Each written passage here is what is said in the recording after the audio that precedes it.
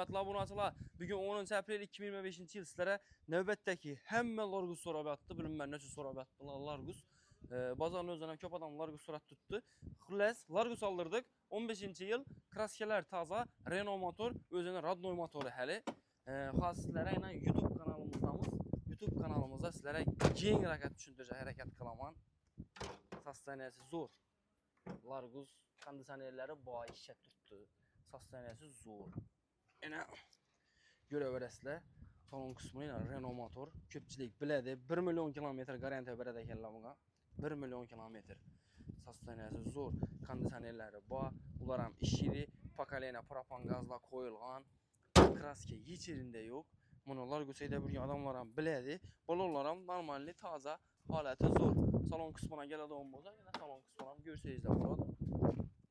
Normalni alıp bemalal faydalanıp edəcəyinizdə boladı.